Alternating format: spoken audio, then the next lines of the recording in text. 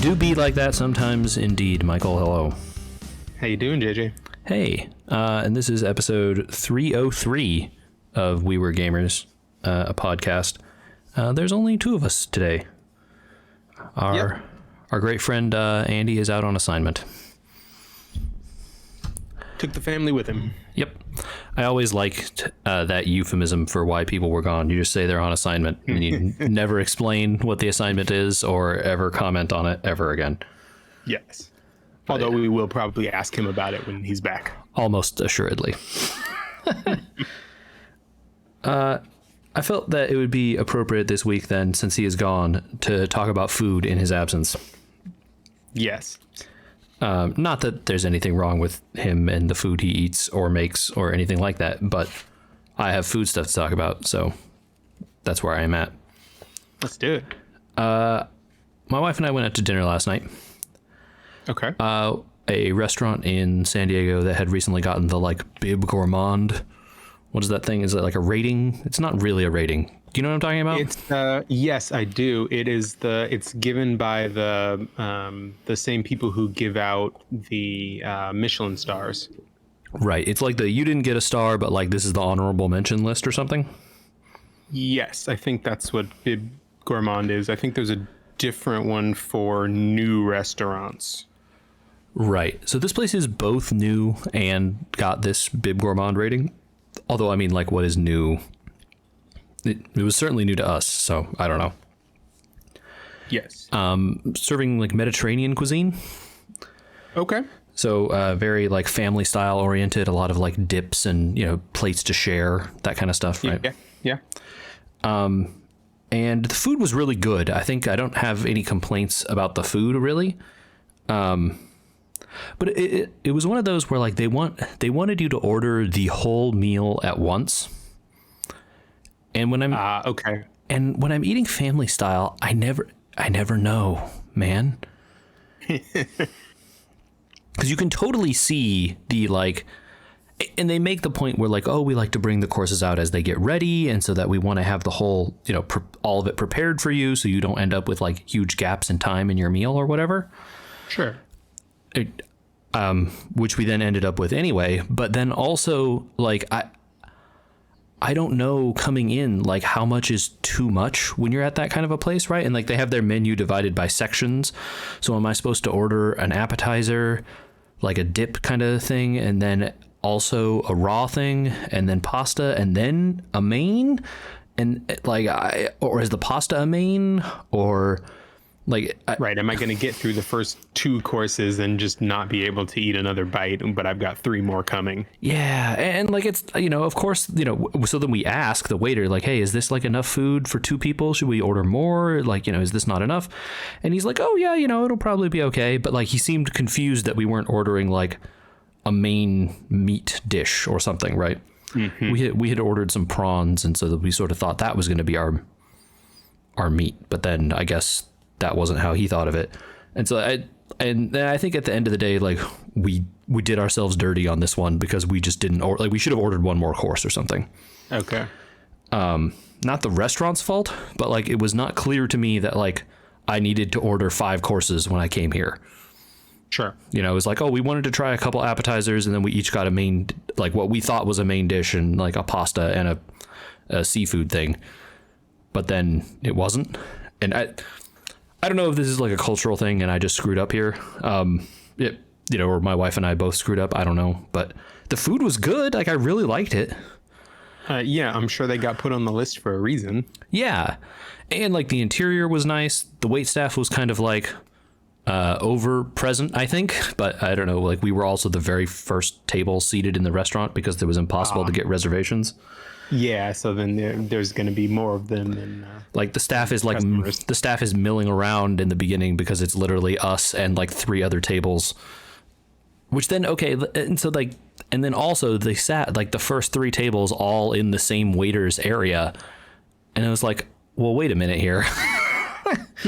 I can understand not wanting to have people seated thinking the restaurant is empty, but also now these 2 other larger parties and then the 2 of us are a So like we didn't see the waiter for long periods of time because he had to like take an entire meal's order from like 8 people at a table or whatever. Right. So, and like not his fault. Sure. Yeah. Like he doesn't have any say over that. Yeah. It's just like weird stuff that happens when you're like, oh yeah, this is like what it's like when you go out to restaurants again. The things you forget. Yeah. And like, like I said, the food was really great. I would go again, but like I'm not rushing back either. It was also, commensurately expensive with the rating, I suppose.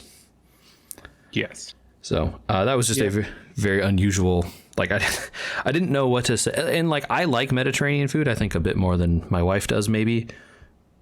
But also like, it was just very like, well, I don't know. Like, is this good? Like, I'm not huge on olives, and olives are a huge part of that cuisine. So then it's like, oh, okay, like which thing has the least olives in it? And, it was just not the best fit for us, I guess. Sure. Yeah, I think if you're going somewhere that's family style, that something like a Yelp is your friend, where you can look at a bunch of pictures and try to get a feel for dish size. And that's totally on like us for not doing that research, right? Like I totally should have done that. That would have helped. Yeah. And like I understand, when I order appetizers, I expect them to be not big, and that's fine. But then like I didn't expect the pasta dish to be as small as it was. And it was like, oh, okay. If I had seen a picture of this, I would have like suggested we order something else. Sure. And you're totally right. That is the place, like Yelp. Oh. That was not my only adventure in food this past week. Oh, yeah? Yes. I'm not typically a baker, Michael. Okay. You didn't pick up sourdough like half the planet did during the shutdowns? No. But I wanted to bake my wife a cake for her birthday that came by recently. But then she doesn't want to have a cake because a cake is too big typically and like kind of hard to eat and all of that. So we were like, okay, I'm going to make cupcakes. Okay. It's basically a cake. They're just smaller, right? And you just put the frosting on top. Mm-hmm. A little more easy to eat and bite size. Great. Have you made cupcakes much in your life? I have made cupcakes several times. Yes. Okay. So, I'm sure I've done it before in my life too, but like certainly not recently, and not a ton of times. So when you're making cupcakes, you make the batter according to the directions, I mean, like, look, I'm not even doing anything fancy here. This is a box. Okay. Sure. Yeah. Nothing wrong with that. And I'm making the mix and I'm blending all the stuff together and yada, yada. And then you're like, okay, so I'm going to put the thing in the cupcake tin now, Mm-hmm. How would you say you do that part? I've seen it done a bunch of different ways. I think I usually do it just with a spoon. Mm-hmm. Like a regular tablespoon or? Yeah, either probably a regular tablespoon about that size. Mm-hmm. And then, did you use the paper cups? I did, yes. Okay. It was told to me to do that, and God bless that telling, because it saved me a lot of problems. Yes, it makes a lot of things easier. Yes. How much batter would you say you put in each one of those paper cups? Trying to think. When I do it, I probably usually go somewhere. I try and evenly distribute it based on whatever the recipe says it'll make. You want them to be the same size, right? You don't want like a little mini one and then a gigantic one. That's no good. Right. So I usually go probably between half and 3/4 full, because you want to give it room to expand without totally overflowing the cup. Yeah. So I think this wasn't explained to me too well. Or maybe I missed this part of the box or something. Okay. So, I had the tin I had made like 12 at a time or whatever. And I think you were supposed to do like 18 to 24 out of this box. But I made exactly 12. Uh-oh. Yeah. I can see where this is going. They weren't like all the way full to the top, but they were all pretty full. And so they got big. Like really big. I bet they did. And they overfill out over the top, and then they kind of like mushroom out, and they kind of like at the end sort of looked like muffins. Yes, they do. That's what you'll get as a result if you do that. But the problem being that like after that, like they're not done when you cook the amount that it says. You need to let it go quite a bit longer now because you have a really gooey, not cooked center.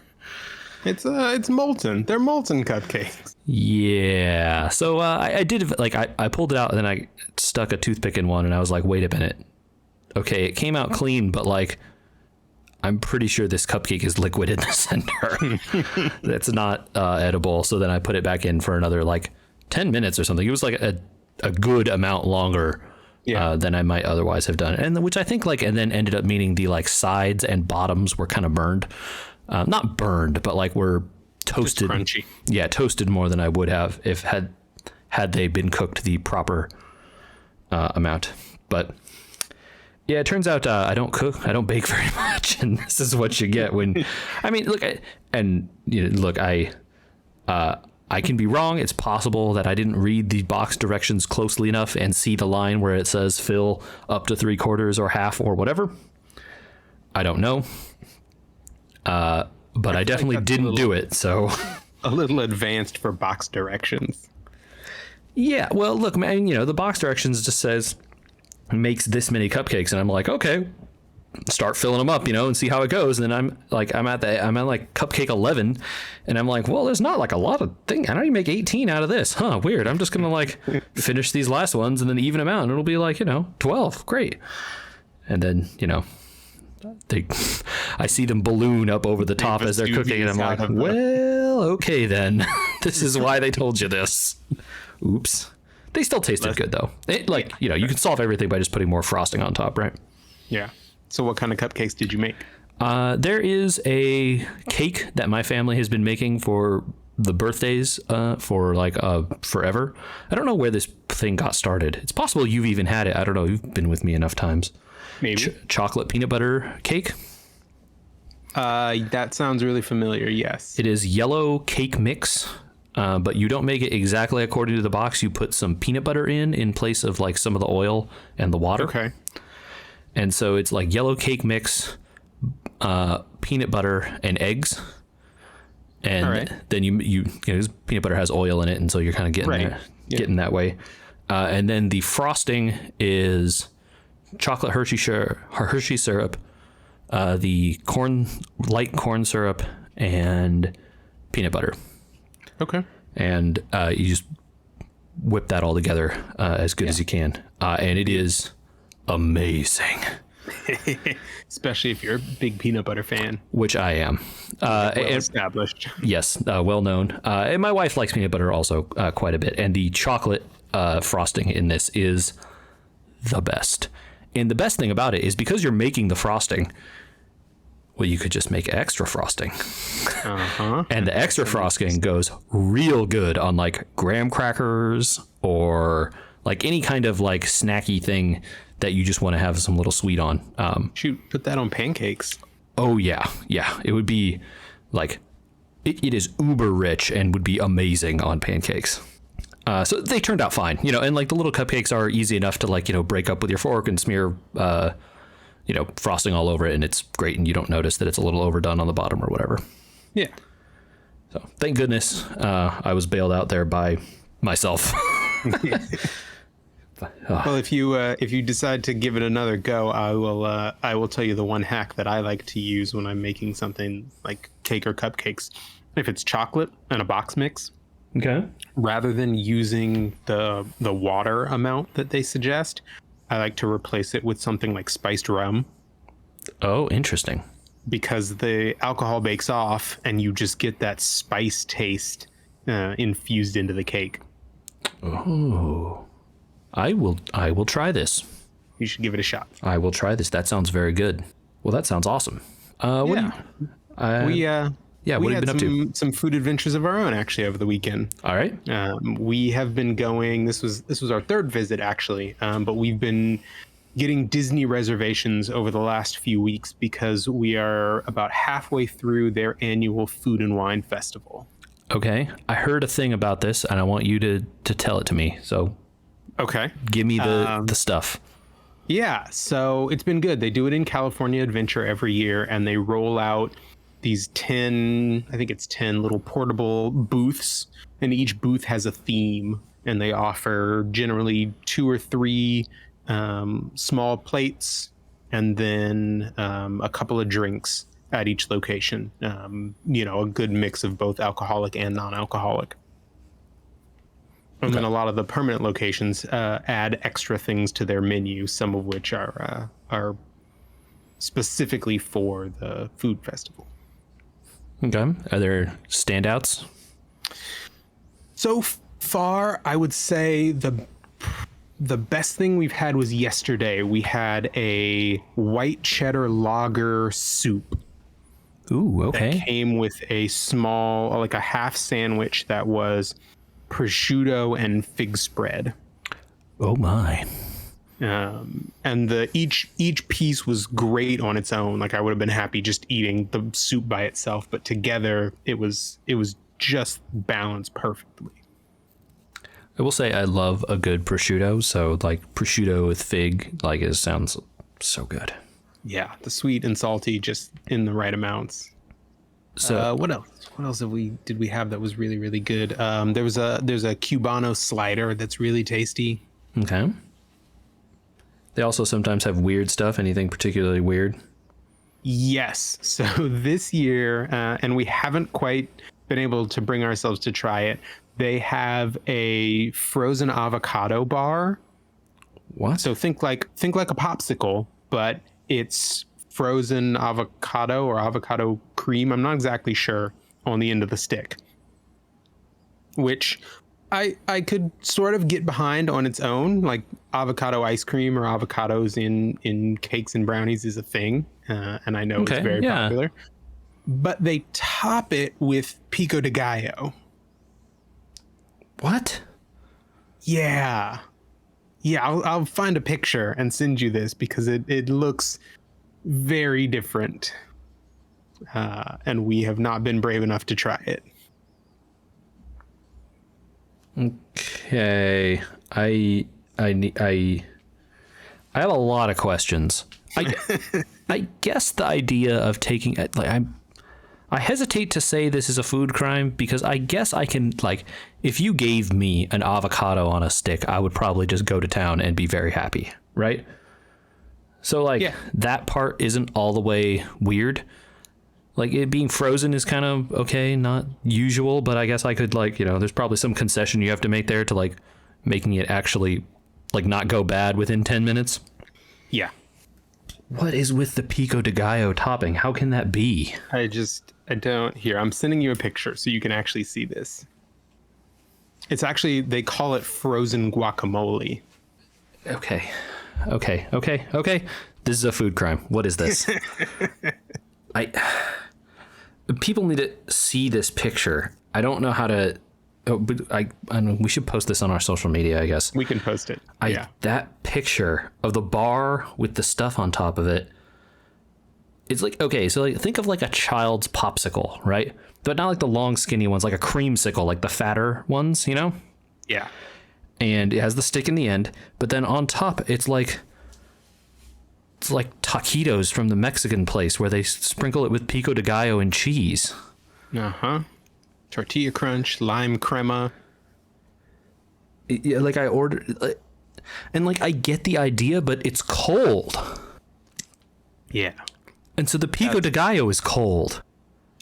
Yeah, so the whole thing is just going to be cold. I don't think I can do this. I like the idea of, so like, if you did this and then you were like, and we put like weird frozen avocado chunks on a taco, I'd be like, heck yeah, let's go. Right? Yeah. And then you're like, actually, we just made the frozen avocado in a stick and then put pico de gallo and cheese on top. Nothing else. And now I'm like, wait a minute. Well, this sounds like a bait and switch. Yeah. Man, I don't know what to think. I can't think about this. I don't know what to say. Yeah. The people on this blog you linked me to are raving about it also. We heard one review from a friend who said it was a little bit weird.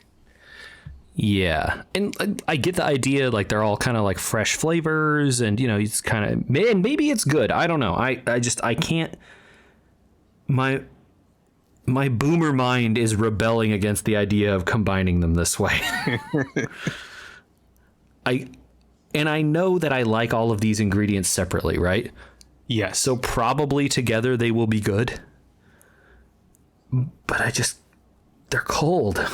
Yeah. I can't get over the cold part. You just need them together in a different arrangement. Or a different temperature gradient. Like, if you took that, if you just wait and let that thing melt. And then spread it over some chips. Yeah, like that would be amazing maybe, at which point they've just made nachos. Nothing wrong with that. No, there isn't. And like, okay, so then this is the real question. Is it actually guacamole or is it just avocado?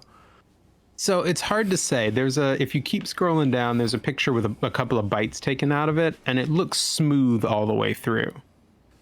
So it looks, they call it guacamole, but it looks more like avocado ice cream. But also, if you're putting that stuff into a like ice cream maker or something, like they probably are, then it's probably getting mashed up in there pretty good anyway. So like, would you know if it was different from just avocado?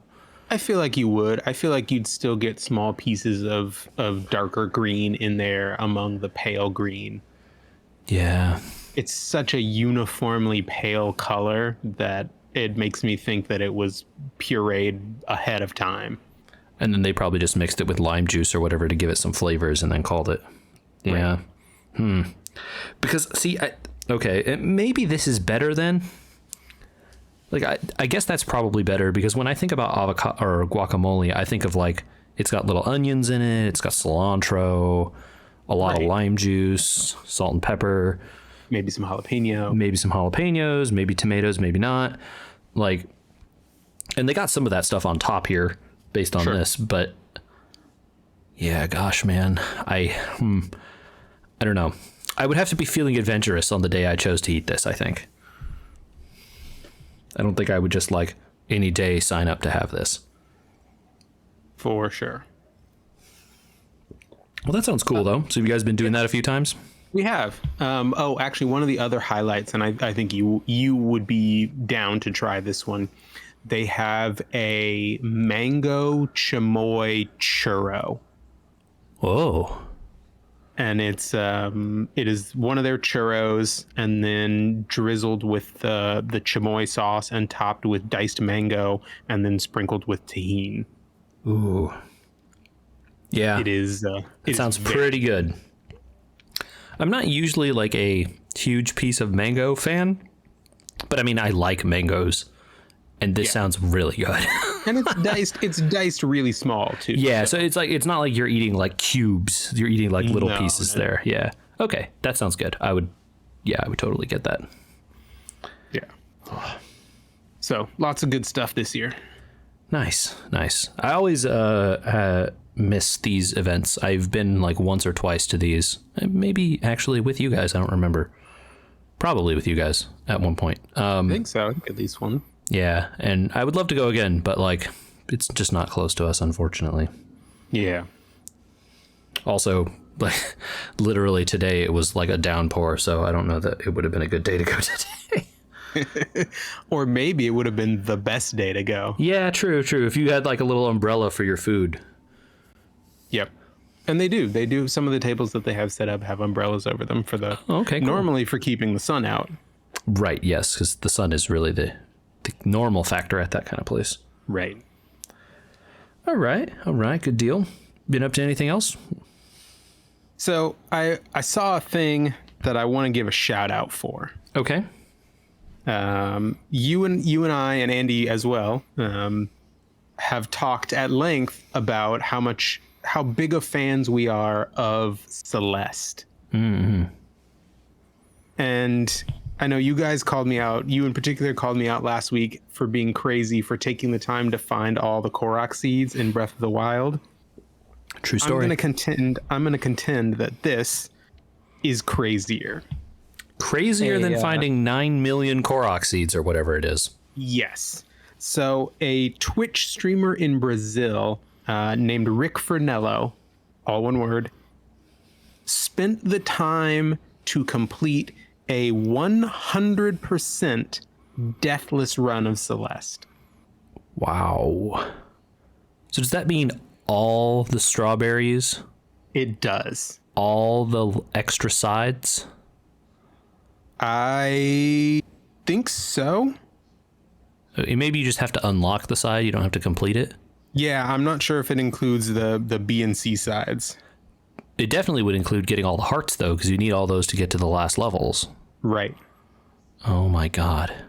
So you have to do at least some of the other sides. And then go back, because usually you get those hearts in, like, out-of-the-way places, and you can't just, like, die to go back to the checkpoint.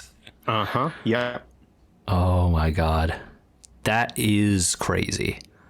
People that have played or that don't understand, I think we'll have to ask Andy how far he got and what his death count is.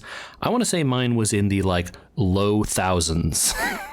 I think mine is definitely in that area. Like not broaching double digit thousands, but like, 5,000, 4,000, something like that. And that's just getting to the last levels and beating them barely. Like I didn't, that's insane, dude. No deaths. Wow. Yeah. Ooh, so boy. I haven't gone. I saw a clip of the last, like 30 seconds of it. The big but I haven't gone and found the full video. Oh man. I think it'll be worth watching. Yeah, totally. Well, hopefully that guy is getting some recognition for that. That's amazing. Yeah. In terms of interesting stuff that I saw, I wanted to bring up, fans of the podcast will remember that we're big supporters of Vampire Survivors on here. Yes. They've released some updates, which is all well and good. But I think Andy and I both had said at the last time that we were kind of just going to hold off a little bit and let them, kind of do their development. Right. They put out a roadmap to 1.0. Oh, yeah? So they have listed a whole bunch of stuff that they are talking about adding to the game. And like, here's their plans and like when stuff is generally coming. So they currently have 15 of 24 planned characters. Okay.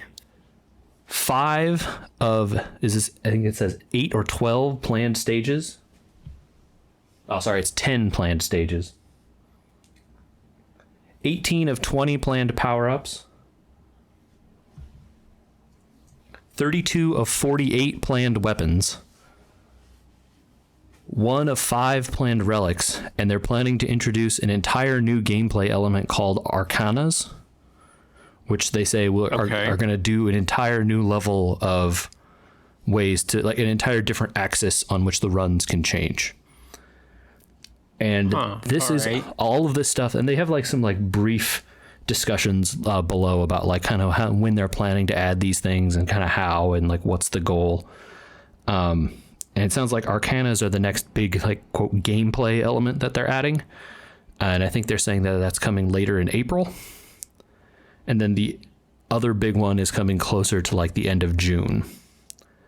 However, at the same time, they have been working with some, they say, trusted freelancers to port the game from the engine that it's in to, it says, what was the phrase is like, popular modern game engine. Okay. Basically because the guy's saying like, hey, this is all well and good for like people playing on PC, but I originally put this out as an Android game in a couple markets, and it did so terribly that like you were getting like single digit frames by the ends of runs that like I just stopped developing it and focused only on the PC one. And the modern game engines can solve all these problems that I can't solve in my engine because I'm not I don't have, the knowledge necessary. Sure. Yeah. But obviously porting it to these other engines is a big problem and takes like tons of time and like would stall all the developments and stuff. And so that's why some of the stuff that they had promised in January has kind of been delayed until like these more recent patches. because they're doing all this work in parallel, trying to get this other engine up to speed and also have all this new stuff at the same time, right? Right. But he's like talking about that, hey, you know, I've tested my current version on the Steam Deck and it runs like trash. And he's like, oh no. But I've tested the modern engine version and it runs buttery smooth 60 FPS the entire way, even no matter how many things you put on the screen, right? Yep. And he's like, so it's coming and I will get it. Like it is, you know, he's like, I want to play it on the Steam Deck too. I want to put out versions for phones. I want it to be able to play all these places because the game can do it and there's no reason why it shouldn't be, right? And the modern game engine allows him to port it to phones much easier as well, apparently. So the guy just could not say enough nice things about like, I never expected all this and I'm so lucky and I'm so happy that people are loving this game. And like, it's so like uplifting to read a person who was like just really clearly very happy and joyous and like, so like, you know, what's the word, but like, you know, so happy that to be in this place and like, you know, feeling humbled to try and like, you know, get the things done that he really wants to. Right. So I am super excited for this. I don't know that they said exactly when they're planning to go 1.0 and like leave early access, but it sounds like, you know, they're making good progress and adding some like really cool new features. Very nice. Yeah, that's been a something that I always like, you know, try to keep my eye on. It's like, oh, is there another Vampire Survivors update? Ooh. Yeah, it sounds like you guys will have a lot of fun stuff to come back to when they finally release the full 1.0. Yeah, I know they've already added like a new map that I haven't seen at all and stuff. He also in that blog post, the development post, talks about where the sprites came from, like this asset pack that he got and all this stuff. It's like interesting stuff for people that have played it and are interested. Oh, that's cool. So definitely check that stuff out. In the meantime, I've been playing some games. Have you been playing any games? A little bit. Made a little more progress at Breath of the Wild. But, nice. Now that your quest for the Koroks are done. Yeah, back to the main quest. Nice. Are you on the dungeons or are you heading to Ganon's castle? So I had already done the first of the dungeons, so I'm back on the path to the second one. Good deal. Yeah. I have continued playing Elden Ring. I know you're surprised. Shocked, I say. Andrew had mentioned the name of a boss in an earlier podcast, and I eventually got to this boss. Yeah, I can confirm that boss sucks. Shenanigans called, yeah. That boss is insanely cheap. I fully understand why people have a really, really tough time with that fight. I also did. I think I spent a good almost hour and a half or 2 straight hours doing attempts, and I'm trying to cheese. So like, right, yeah. It's not like I just am trying to like, you know, fight it fair by myself, 1v1, you know, like the quote unquote getting good way or whatever. No, I'm like full on cheese strats. Like, what is the most overpowered thing? What is the brokenest build I can do? Like, yeah, I was deeply embedded with that stuff, and it still took me like 2 hours. Yeah, but you pulled it off. I did. I got the achievement, so people can go find it. And then from there, I cruised around, and I actually got to the credits. Oh, yeah? Because it turns out that boss is way harder than the rest of the bosses in the game. Yeah, so I completed my first playthrough. I may end up playing some more, I think. I don't know if I'll do a New Game Plus or if I'll start over again. Probably do a New Game Plus because it's probably a bit easier at that point. Yeah. Can you go back into your file and keep playing? Like, is there a last checkpoint kind of thing? So they give you, so you can do that. They give you an option after you beat the last boss and you see the ending. If you want to start, they call it like start journey 2. Or if you want to just go ahead and like keep putzing around in your world. Late game in that game, there are some changes that you can't undo. So some stuff is going to be changed as a result of that, obviously. Okay. And like, you know, it's not like bosses respawn, that kind of stuff. But if you want to go explore and like find places you didn't find, because I'm I'm 100% sure I didn't find everything. The game is too big. Like, there's no way I found every cave or every little, like, walking around boss at night or whatever. There are bosses that just spawn randomly on roads in the middle of the night. Like, if I wasn't walking around at night, you'd never find it, right? Yeah. So I'm sure there's stuff like that I haven't seen. But I feel like I saw the majority of what's there, and the majority of like what I was willing to go bother finding, right? Yeah. So, man, what a game. I love that game. I don't know that I will go back and fight that super hard boss every time. Especially like, because again, in the way the specific way I beat it, I don't know that is available to like every play style. Okay. And I think it would be more annoying to have to play it another way. If I was playing certain other ways, I could see it being like really, really frustrating. I'm sure it's possible. Again, like people are like, wait, that guy beat Celeste deathless. I'm sure someone can beat this boss without taking damage or whatever. Right. But like that person isn't me. And, you know, I rarely have 2 hours straight to sit and make attempts at a boss like that. I happen to have more time this weekend than usual, but that's not every weekend. And, you know, so thankfully it is not it's not a required boss on the path to the end game. So okay, that's nice. That's good. That's nice, at least. Yeah. And yeah, if you got the achievement for it, there's not necessarily a need to go back and do it again. Yeah, totally. And like, you know, yeah, totally. It's just like, oh, you know, can I? And then you go in and be like, nope, I can't. All right, cool, we're done. I don't need, you know, is this like, but who knows, maybe in like level 2 or like a new game plus, things are easier. They do scale, like these games do have some scale in the new game plus, but you know, I think typically you scale faster than the bosses at those points. So, okay. But we'll see, who knows? But yeah, that's kind of been like occupying most of my time.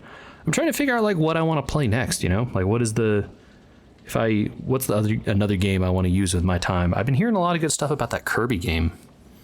Oh, the new one for Switch? Yeah, what's the Kirby and the Forgotten Land? I think so. Yeah, hearing a lot of good stuff about that. Yes, so have I. So not sure if that's one I'll go into, or if I want to go try and find out Triangle Strategy. I also kind of still want to play that. Is there still a demo of that game? I should play the demo first, probably. I believe the demo is still available on Switch. Mm-hmm. Yes, I think so. But yeah, that was one that from the looks of it, I kind of go back and forth of, this looks good. Is this good? Yeah. Yeah, this looks good. Like, it totally does. It has that look like Octopath did, where, you know, like the Octopath look is very striking and interesting. Yeah, the 2.5D and the art style. Right. And then I don't hear a lot of people talking about it, so then it's like, oh, was this game not good? Or is it just that these kinds of games aren't popular, which is also true? Right.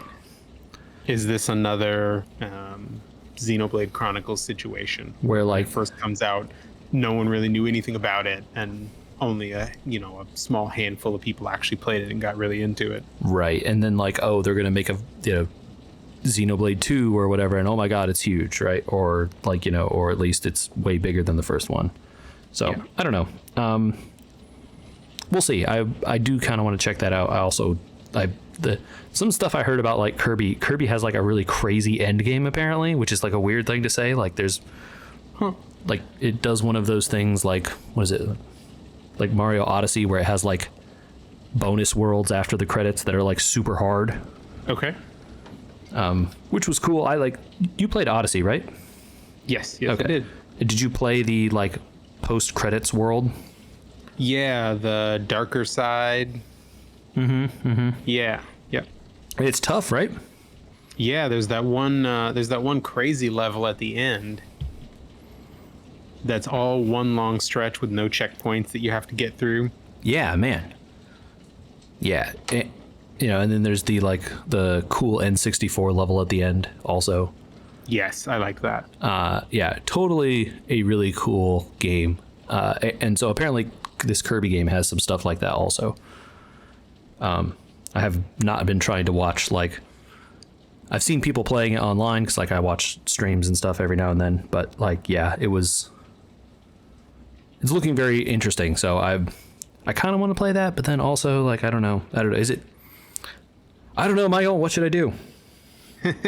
Well, one thing you can do is spend a little more time working on some crossword puzzles. Yeah, buddy. That is the perfect segue. And since we don't have Andy here, this is the perfect time to talk about this. Yeah, let's dive into it. So I know like my experience with these, but like where did you come from? And I guess like to clue people in here, Michael and I have been doing the New York Times crossword puzzles for quite a while at this point. I used to do them quite a bit when I was in college, and then I kind of fell off when I didn't have like easy access to a free paper. Right. And then I rediscovered the app at some point during the pandemic and started playing the crossword puzzles there. What's your history with crosswords? I think I started doing them in probably high school because my dad would always do the jumble in the paper. So I don't know if that was a thing that was in your paper. Oh, my grandfather loved the jumble. Yeah. So my dad would always do the jumble typically at night when we were sitting in front of the TV or he was watching a game. And so I would sit with him and do those when I was really young. And then I started getting into them myself. And then our paper added, it had a crossword puzzle and then it also added Sudoku. Mm-hmm. So I would pick up, doing the early and the weak ones to start because most papers, they get harder as the week goes on. And I think that's an important clue for people who want to try and get into these sorts of games. Do them on Monday. Yes. Definitely start with Monday.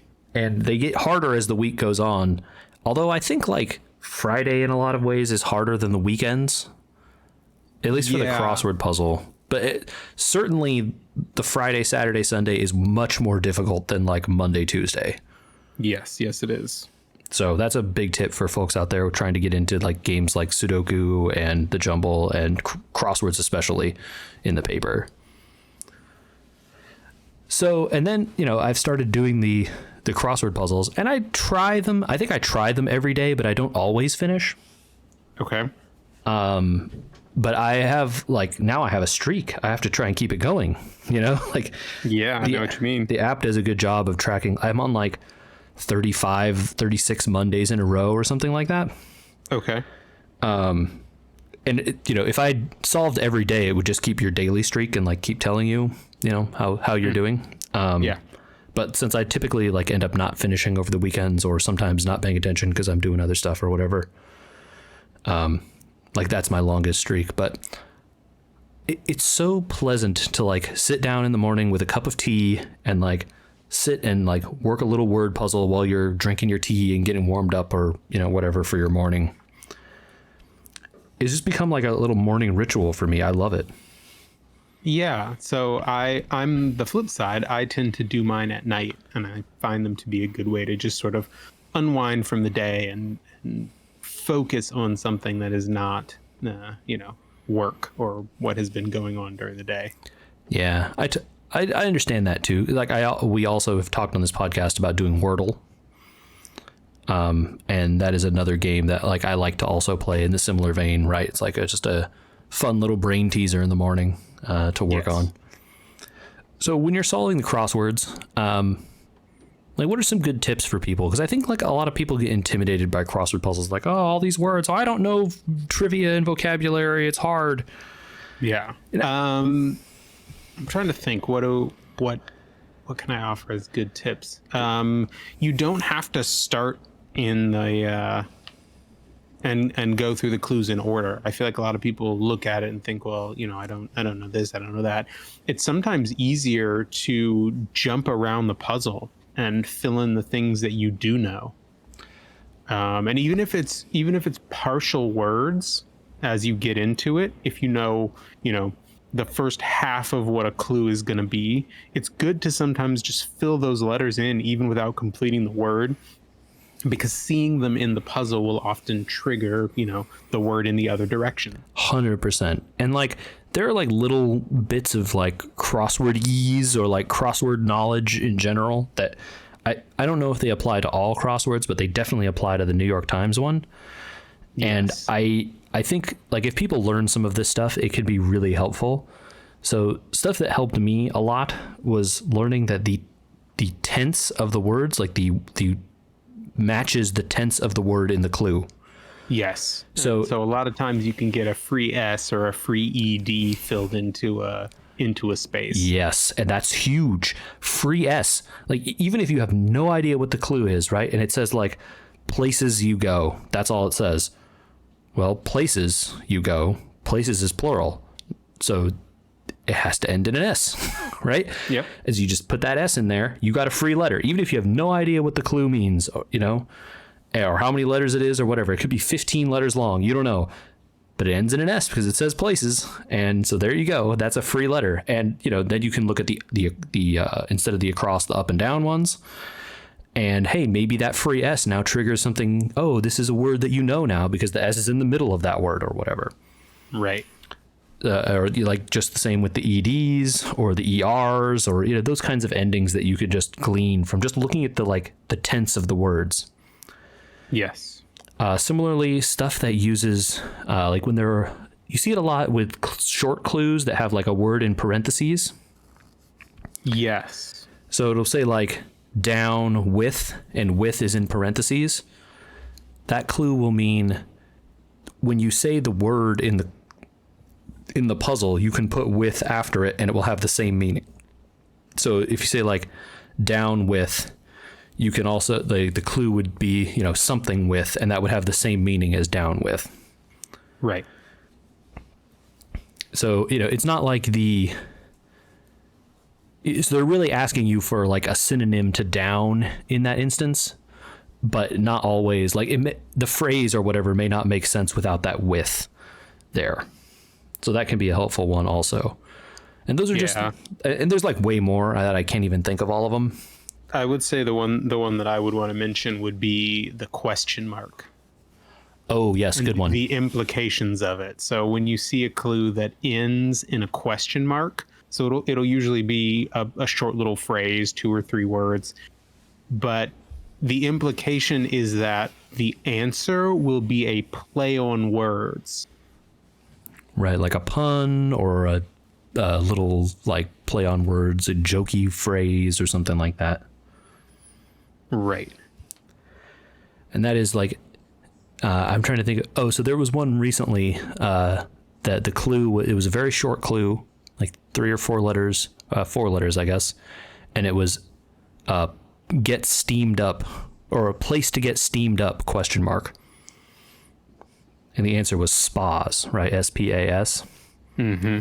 Because when you think of steamed up, that's not what you mean. Like typically when you say that, you're talking about people getting steamed. They're getting mad, like angry. Right, exactly. And so a place to get angry would not be the same thing as a place to like go enjoy a steam bath, right?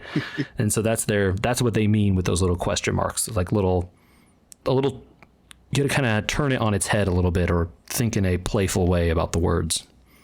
Yep. Yeah, those can be really tough sometimes. But you also, every now and then you'll just like see exactly what they mean immediately. And you're like, oh, okay, like what's the wordplay? Like I didn't get it.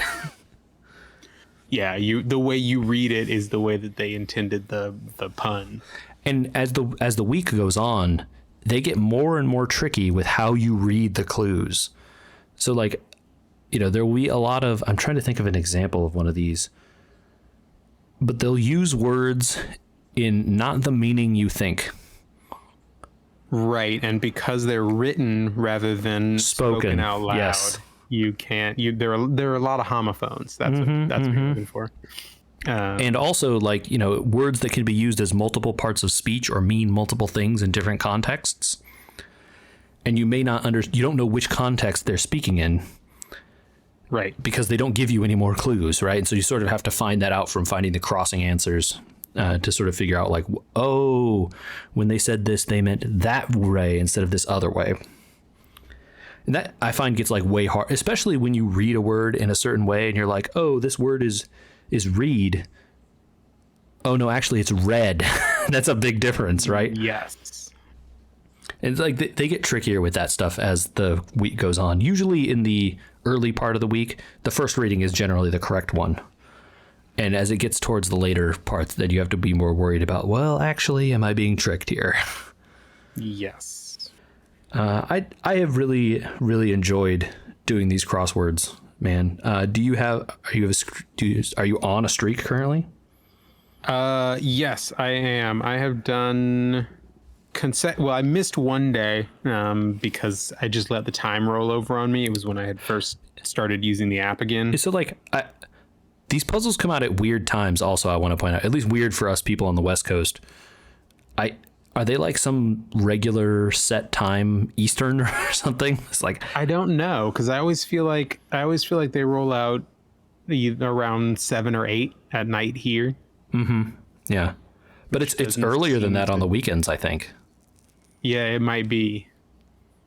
So I'm sure that's posted somewhere. There's like a schedule of when this stuff is going to happen. But if you don't solve it before the next one comes out, your streak ends, which is unfortunate. Yeah. So my current streak is going back to February 4th. That's really good. Dang, man. Yep. So I should get the full month this month, since it ends on a Thursday. Nice. And what level of like clue help do you indulge in? I try to do very, very little. Occasionally I'll look up how to spell something if I'm pretty sure of what the answer is, but I can't remember how to spell it. I'll look up the spelling, but other than that, I try not to look up anything. I have gotten super stuck a couple times when proper names cross other proper names. Yes, it happened to me the other day. And I get so irrationally angry at that. And I'm like, if I didn't know this actor's name and crossed with the piece of trivia about a mountain, how am I supposed to know this? This is impossible. Like, you know, like I didn't happen to know the two weird pieces, and you're like, I don't know what this middle letter is, and it could plausibly be like 3 or 4 different things. And you're like, well, I have no recourse. The two things that I would use to figure this out both don't help me. Right. And that's an unfortunate one. That doesn't happen very often. They're usually pretty good about that stuff. It doesn't. Although it did just happen the other day. I remember it because it happened to me the other day. It was like an Academy Award winning actress and then like a novelist or something that crossed each other. And it's like, I don't know either of these. I was thinking of the one that was the comedian on the, was it the Bob Newhart show? And then crossed with another like very specific actor. Yeah. And like, I always feel like I don't feel bad looking up like the pop culture references or the references to actors and actresses who I have no idea who they are, or novelists and stuff like that. Yeah. So I typically take those as free because I'm never going to figure that out. Like if I can't figure it out from the crosses or whatever, and it becomes like an obvious name, you know, like people's last names and stuff, it's like, okay, this is never happening. I don't know who, you know, Ava DuVernay is or whatever. But that's a bad example because I do know who that is. Yes. But also a common crossword clue. A common crossword clue. And I think that's something else people should be aware of when they work on crosswords. Eventually, if you keep working on them, you start learning like popular answers, things that come up again and again, like really pieces of crossword-ese that become popular enough that like you can pick up on it. Acai, man. ACAI. They love that little fruit. They also love Oreos. Yes, they do. They love Etta James. Ava DuVernay, like I said, or like people with like weird short names, or names that are interesting sets of letters, like Otto. That stuff kind of comes up a lot just because those people have weird names, and they fit nicely into crossword grids sometimes. Yes. All right. Yeah, I think the one thing that trips me up most frequently are the long, like, wall-to-wall clues. is why I don't like doing the ones on the weekends sometimes, because they have huge clues every now and then. And it's just like, okay, this grid, it's like a 16-letter clue spanning the entire grid. And you're just like, oh man, I have no chance of figuring this out from the first guess, Yep. And especially sometimes they're really mean and the clue is one word. Yes. Yeah. And then it's even harder. Yeah. And to their credit, it's not always like that, but that's the archetypal scary clue in my mind. It's just a huge number of letters with long crosses that are also I can't get anything to fill in any place to start in this grid. Yeah, so that feeling, I'll finish with this. That feeling for me as a kid was magnified exponentially because, and I don't remember if I bought it for myself or if someone got it for me as a gift, but I had a giant 5-foot by 5-foot crossword. Whoa. With regular sized clue boxes. Oh no. Yeah, so the list of clues for this puzzle looked like an old school video game strategy guide. It was that big. Yeah, it would have to be, right? It would have to be a whole book. Yeah. That's awesome. Did you finish eventually? Oh no, I didn't. I never came even close. Yeah, God. I think the box is still somewhere in my parents' house. That's very cool. I just, man, it has been such a fun time working on those. So I'm glad we got to talk about it. I know that's something that you and I have been doing, and I don't think Andy is too into it. So I'm glad we were able to have a crossword chat. Well, Michael, I think that's going to bring us about to the end of this episode of We Were Gamers. If people want to send us emails and tell us about other sweet crosswords that we should learn, where could they do that? Yeah, they can email us at podcast@weweregamers.com.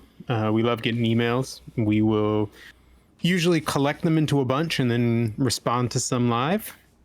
You could also get at us on Facebook, Twitter, Instagram. We were gamers on all those places. You can follow us on your podcasting app of choice. And you should go check out our YouTube channel.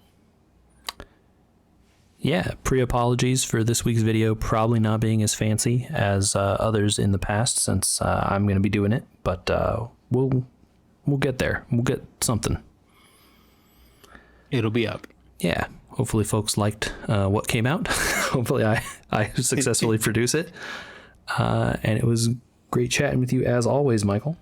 And you as well. And we'll see all the folks out there next time. Yeah. Join us next week.